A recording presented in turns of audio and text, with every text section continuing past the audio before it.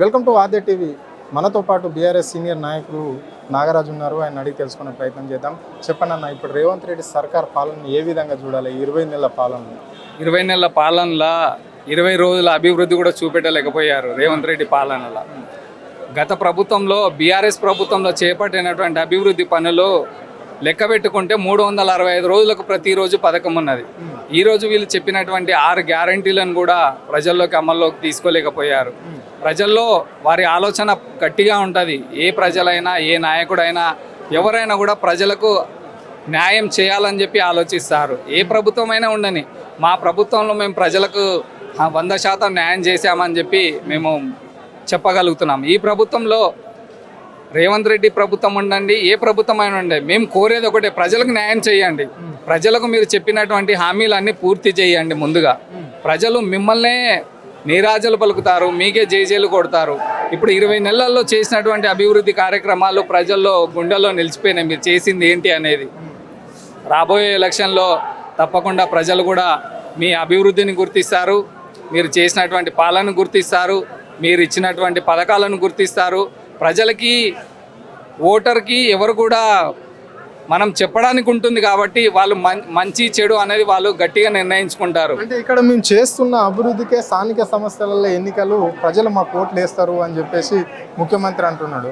So అక్కడ బీజేపీలో రామచంద్రరావు కూడా అధ్యక్షుడు కూడా కాంగ్రెస్ బీజేపీని ప్రజలు నమ్మే పరిస్థితి లేరు. ఈ రాష్ట్రంలో కేవలం బీజేపీ వైపే చూస్తున్నారు. ఇక్కడ ఈ రాష్ట్ర ప్రజలు బీజేపీ అధిక స్థానాలు స్థానిక సంస్థలలో గెలుస్తుంది అని చెప్పేసి కూడా ఆయన కూడా ధీమా వ్యక్తం చేస్తున్నాడు.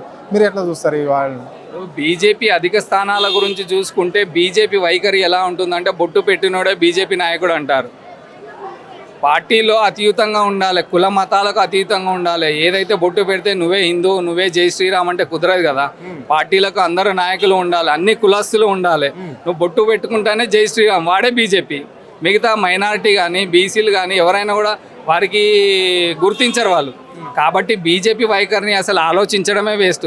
తెలంగాణ రాష్ట్రంలో సెంట్రల్లో ఉన్న బీజేపీని ఇక్కడ తీసుకొచ్చి ఇక్కడ నిలబెట్టాలంటే వాళ్ళు కలలు కనడం తప్ప కానీ రామచంద్రరావు కాదు కదా, ఇంకా ఆ ప్లేస్లో వాళ్ళ చంద్రరావుని కూడా పెట్టుకున్నా కూడా వాళ్ళు ఏమీ ఇక్కడ అధికారం చేపట్టలేకపోతారు. ఇప్పుడు ముఖ్యమంత్రి ఏమో బీజేపీ కాంగ్రెస్ ఎప్పుడు వేరే అని చెప్పేసి ముఖ్యమంత్రి అంటున్నాడు. మరి ఇక్కడ కొంతమంది అంటున్నారు, ఇప్పుడు బీజేపీతో కుమ్మక్కయ్యండు, నేను ఆర్ఎస్ఎస్ అని చెప్పేసి నాకు అదే బడి నేర్పింది అని చెప్పేసి ముఖ్యమంత్రి అంటున్నాడని కొందరు అంటున్నారు. దీన్ని ఎట్లా చూస్తారు? మరి ఆయన కూడా అన్నాడు కదా, నేను చదువుకున్నది అక్కడనే అని చెప్పేసి. మోడీ బడే బాయ్ అంటాడు, ఇక్కడ రాష్ట్రంలోనేమో మామూలు అంటే కింది స్థాయి లీడర్లను మాత్రము ముఖ్యమంత్రి ఏ మాట అంటే ఆ మాట అనేస్తుంటాడు, వాళ్ళ పైన ఆ విషం జల్లుతుంటాడు. దీన్ని ఎట్లా చూస్తారు? ముఖ్యమంత్రి పదవిలో ఉన్నప్పుడు ప్రతి ఒక్కరు కూడా ఆలోచించాల్సింది ఏంటంటే మంచి చెడు. నోటికి వచ్చినట్టు మాట్లాడితే ముఖ్యమంత్రి అనరు ఎవరిని కూడా. ఇప్పుడున్నటువంటి ముఖ్యమంత్రిని ప్రజలే ఆలోచిస్తారు. అతను మాట్లాడే వైఖరిని చదువుకున్న వాళ్ళు ప్రతి ఒక్కరు ఉంటారు. తెలంగాణ రాష్ట్రంలో కావచ్చు, ఎక్కడైనా కావచ్చు, give respect and take respect అంటారు. మనం ఎదుట వారిని మర్యాదిస్తే వాళ్ళు కూడా మనకు మర్యాదిస్తారు. కాబట్టి ఒక ముఖ్యమంత్రి హోదాలో ఉండి ఎవరిని కూడా తక్కువ చులకనగా మాట్లాడడం తప్పని చెప్పి చెప్తున్నాము. ఆ ప్లేస్లో ఎవరున్నా కూడా, ఇప్పుడు కల్వకుంట్ల చంద్రశేఖరరావు గారు ఉన్నారు. పార్టీలో ఎన్నో కార్యక్రమాలు ఉంటాయి, ఎన్నో ప్రోగ్రామ్స్ ఉంటాయి, ఎంతోమంది నాయకులు ఉంటారు. బట్ కాబట్టి ఈ విధంగా చిల్లరగా మాట్లాడే నాయకులు బీఆర్ఎస్ పార్టీలో లేరు.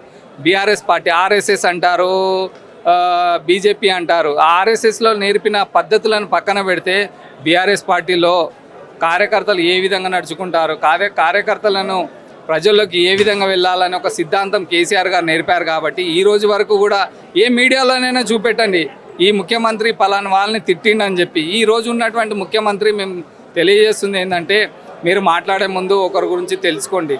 ప్రతి ఒక్కరిని చులకనగా మాట్లాడాల్సిన అవసరం లేదు. ఎందుకంటే మీరు మాట్లాడుతున్నప్పుడు ఈరోజు పదవిలో ఉండి మాట్లాడడం కాదు, పదవి లేకున్నా కూడా ప్రజలు ఆదరించాలి. ఈరోజు చూడండి, మన రామన్న జన్మదిన వేడుకలు కన్నుల పండుగ జరుగుతున్నాయి. మొన్నటి వరకు ఆషాఢంలో బోనాల పండుగ ఆడపడుచులకు ఏ విధంగా అయితే జరిగిందో అదేవిధంగా బీఆర్ఎస్ పార్టీ వాళ్ళకు ఈరోజు ఒక బోనాల పండుగ ఉండొచ్చు, ఈరోజు ఒక వినాయక నిమజ్జనం ఉండొచ్చు, ఈరోజు ఒక దసరా ఉండొచ్చు. ఆ విధంగా బీఆర్ఎస్ పార్టీలో ఈరోజు కల్వకుంట్ల తారక రామారావు గారి జన్మదిన వేడుకలు మీరే కల్లారా చూశారు. కాబట్టి ప్రభుత్వం ఉన్నా లేకున్నా కూడా అభిమానంతో మా రామన్న జన్మదిన వేడుకలు అని చెప్పి తండోపతండాలుగా వచ్చినటువంటి మా ఆడపడుచులు కావచ్చు, మా అన్నదమ్ములు కావచ్చు, మీ ముందే ఉంది. ఇది ఒక గ్రాఫిక్స్ కాదు, ఇది గ్రీన్ మ్యాట్ కాదు, ఎఫెక్ట్స్ కాదు, భవనం మొత్తం కిక్కిరిసిపోయింది. వర్షాలను కూడా లెక్క చేయకుండా రామన్న జన్మదినాలకు శుభాకాంక్షలు తెలియజేయడానికి వచ్చినటువంటి ఈరోజు కేవలం బీఆర్ఎస్ భవన్లోనే ఈ పార్టీగా ఉంది అంటే ఆలోచించండి. తెలంగాణ రాష్ట్రంలో గత ప్రభుత్వంలో చేపట్టినటువంటి ఈ 20 ఏళ్ల పాలన మీద ప్రజలకు ఎలాంటి ఆలోచన ఉంది, ప్రజలు ఏ విధంగా తిరస్కరిస్తారనేది ముందొచ్చే రాబోయే ఎలక్షన్లో ఓటు వేసి ఏ ప్రభుత్వాన్ని అయితే నిలబెడతారో ప్రజలు గట్టిగా ఆలోచించుకున్నారు. అది గమనించాలని చెప్పి తెలియజేస్తున్నాను. అంటే ఇక్కడ మరి కేటీఆర్ ఫ్లెక్సీలు ఎక్కడెక్కడ వేయద్దు అని చెప్పేసి గ్రేటర్ హైదరాబాద్లో అన్ని చించేయడం అనేది జరిగింది కదా, దీన్ని ఎట్లా చూస్తారు మీరు? జిహెచ్ఎంసీ అధికారులు అంటే మాకు ఆర్డర్స్ ఉన్నాయి ఇట్లా ఫ్లెక్సీలు కట్టుకోవద్దని. మరి గతంలో కూడా ఎంతోమంది బర్త్డేలు చేసుకున్నారు, మరి వాళ్ళ కూడా ఈ విధంగానే జరిగినాయా? ఎందుకు మరి కేటీఆర్ అంటే ఎందుకు టార్గెట్ అయిపోయింది రాష్ట్ర ప్రభుత్వానికి? ఇప్పుడు మేము అదే చెప్తున్నాము, కేటీఆర్ అంటేనే ఒక ఫైర్, పుష్ప 2లో తగ్గేదే లేదన్నట్టుందా, అదే దానికి బ్రాండ్ అంబాసిడర్గా కేటీఆర్ గారు. ఎందుకంటే కేవలం నువ్వు ఒక బ్యానర్ని చూసే భయపడిపోతున్నది ప్రభుత్వం అంటే ఆలోచించుకోండి.